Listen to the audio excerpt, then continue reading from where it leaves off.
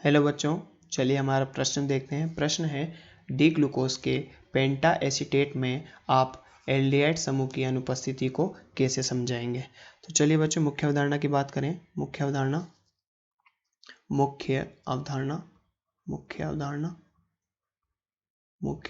की बात करें। मुख्य अवधारणा की बात करें तो मुख्य अवधारणा में बात करते हैं कि मुख्य अवधारणा में देखें डी ग्लूकोज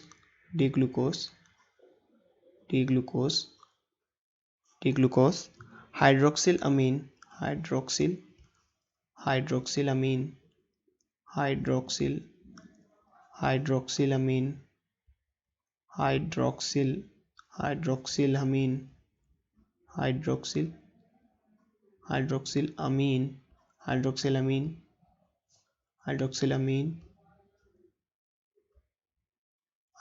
अमीन के साथ प्रतिक्रिया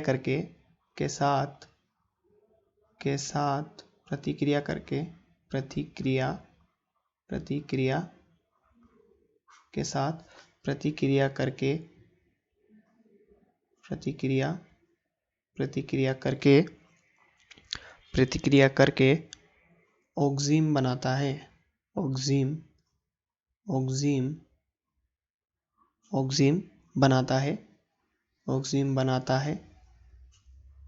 बनाता है जो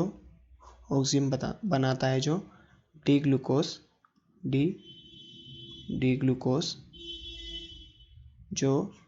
में एल्डिहाइड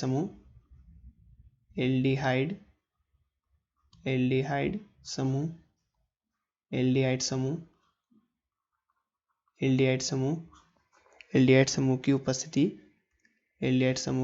के कारण होता है।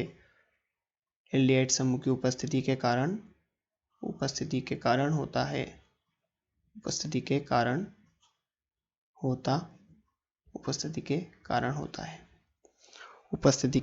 कारण होता है। चूंकि ऐसा इसलिए होता है क्योंकि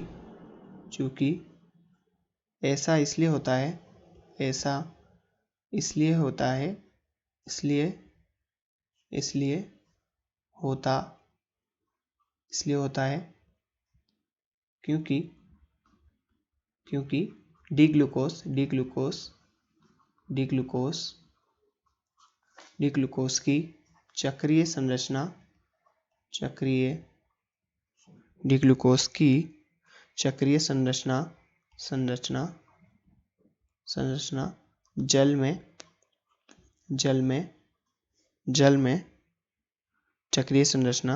जल में या जलीय माध्यम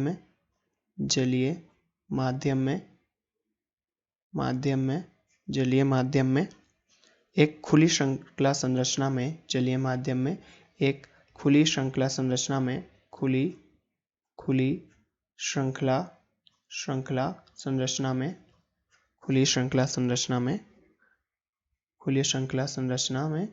परिवर्तित हो जाता है।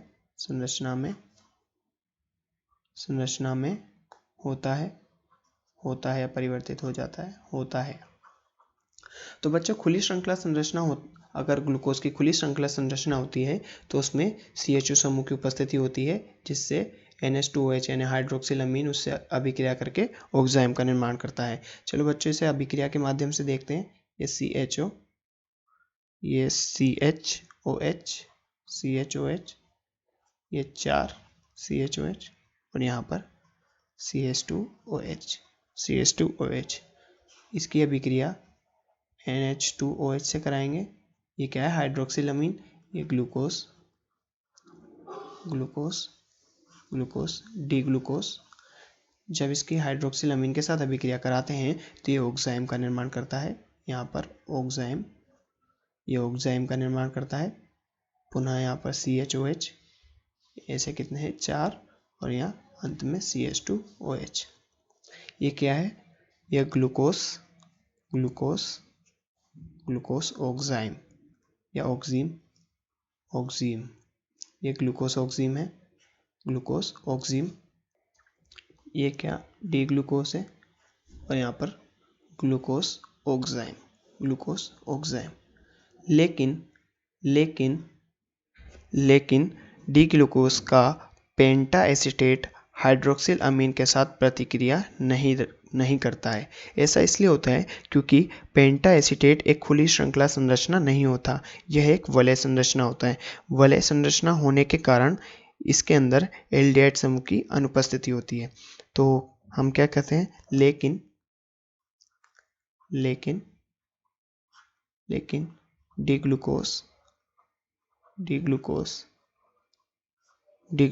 का पेंटा एसीटेट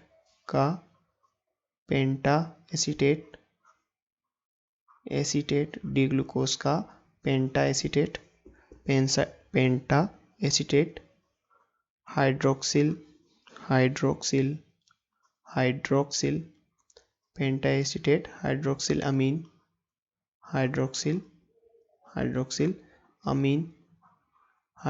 अमीन के साथ प्रतिक्रिया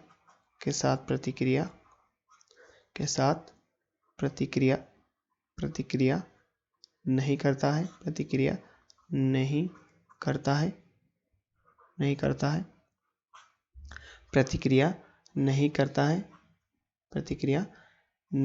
है, क्योंकि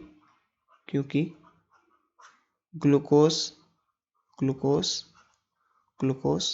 का पेंटा एसीटेट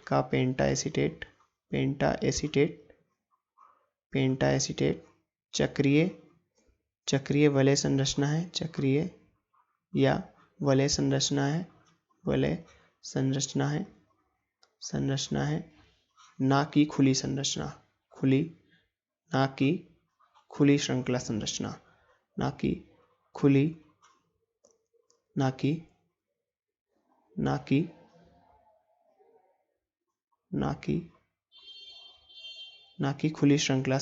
ना कि खुली श्रृंखला संरचना, ना कि खुली श्रृंखला संरचना। तो बच्चों, ये खुली श्रृंखला संरचना नहीं होती, इसलिए इसके अंदर एल्डिहाइड समूह भी अनुपस्थित होता है। इसलिए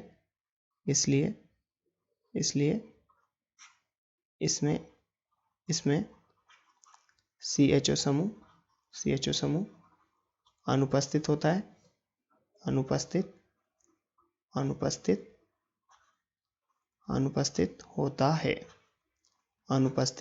है। तो चलिए बच्चों, इसको एक अभिक्रिया के माध्यम से समझते हैं, एक रिएक्शन के माध्यम से समझते हैं। तो सबसे पहले यहाँ पर हम एक ग्लूकोज का अणु बना लेंगे, ग्लूकोज की संरचना बना लेंगे, जो कि एक खुली संरचना है, खुली श्रृंखला संरचना ग्लूकोज की हम बना लेते हैं। सबसे पहले यहाँ पर एक ग्लूकोज की खुली श्रृंखला संरचना,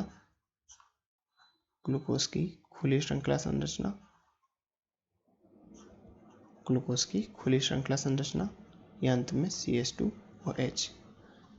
इसका अंकन कर देंगे हम 1 2 3 4 5 6 कार्बन, ये डी ग्लूकोस। यदि हम इसकी अभिक्रिया कराते हैं डी ग्लूकोस की हाइड्रोक्सिल अमीन से NH2OH से, तो यहाँ पर जल का निष्कासन होता है और ऑक्साइम का निर्माण होता है। ये ऑक्साइम कुछ इस प्रकार, ये ऑक्साइम कुछ इस प्रकार बनता है। यहाँ पर OH, H, ये ऑक्साइम, तीसरे नंबर का कार्बन पे OH उल्टा, ये OH, H और अंत में CH2OH। तो ये क्या है, ग्लूकोस ऑक्साइम। तो ये क्या है, ग्लूकोस ऑक्साइम, एक ग्लूकोस ऑक्सीम है।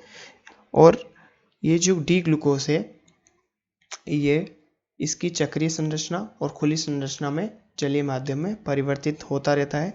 तो यहाँ पर ये जो इसका द्विबंध है, ये ऑक्सीजन के ऊपर चला जाता है और 5वें नंबर के कार्बन पर उपस्थित OH समूह का OH समूह के ऑक्सीजन पर जो इलेक्ट्रॉन युग्म है वो कार्बन की ओर चला जाता है।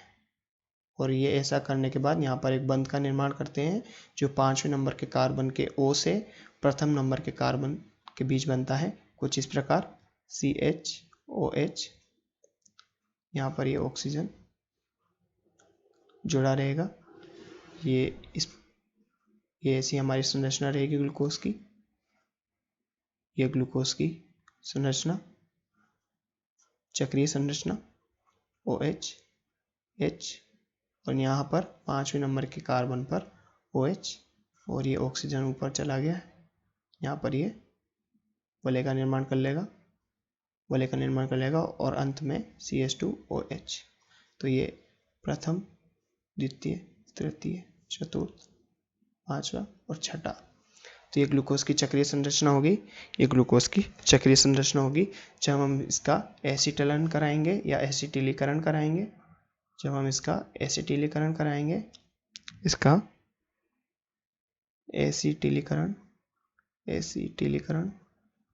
एसिटिलीकरण कराते हैं, या हम इसे क्या बोलते हैं, एसिटिलन। इसको हम एसिटिलन भी बोल सकते हैं, एसिटिलीकरण को एसिटिलन भी बोल सकते हैं। हम इसका एसिटिलीकरण एसिटाइल एनहाइड्राइड से कराते हैं। तो ये है एसिटिल एनहाइड्राइड, ये एसिटिल एनहाइड्राइड है।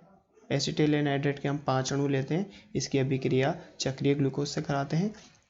तो यहाँ पर एसिटिलीकरण होता है और यहाँ पर 5 एसिटिक एसिड का निष्कासन भी होता है, और ये ग्लूकोज पेंटा एसीटेट का निर्माण होता है। यहाँ पर ग्लूकोज पेंटा एसीटेट, ये ग्लूकोज पेंटा एसीटेट का निर्माण हुआ है। यहाँ पर ग्लूकोज पेंटा एसीटेट, ये ग्लूकोज पेंटा एसीटेट का निर्माण होता है। यहाँ पर ग्लूकोज पेंटा एसीटेट, यहाँ पर एसीटेट समूह, ये OCOCH3, यहाँ पर हाइड्रोजन, और यहाँ पर ये ऑक्सीजन इसके साथ जुड़ा हुआ। इसकी चक्रीय संरचना, यहाँ पर हाइड्रोजन, ये इसके साथ ऑक्सीजन के साथ बंध बनाता हुआ, और अंत में CH2OCOCH3। तो जैसा कि बच्चों हम देख सकते हैं कि ग्लूकोज पेंटा एसीटेट ये क्या है, एक चक्रीय संरचना है जिसमें CHO समूह की अनुपस्थिति होती है। इसी कारण हम कह सकते हैं कि ग्लूकोज पेंटा एसीटेट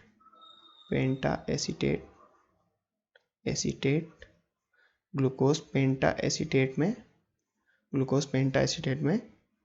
तो हम कह सकते हैं कि ग्लूकोज पेंटा एसीटेट में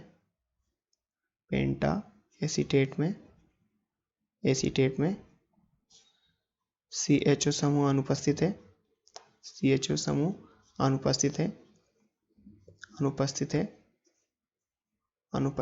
है। तो हम ये एक और तरीके से चेक कर सकते हैं कि इसमें CH2 समूह अनुपस्थित है या नहीं है। तो हम इसकी अभिक्रिया यदि हाइड्रोक्सिल अमीन से कराते हैं, NH2OH से कराते हैं, हाइड्रोक्सिल अमीन से कराते हैं, तो ये कोई अभिक्रिया नहीं करता है। यहाँ पर अभिक्रिया नहीं होगी।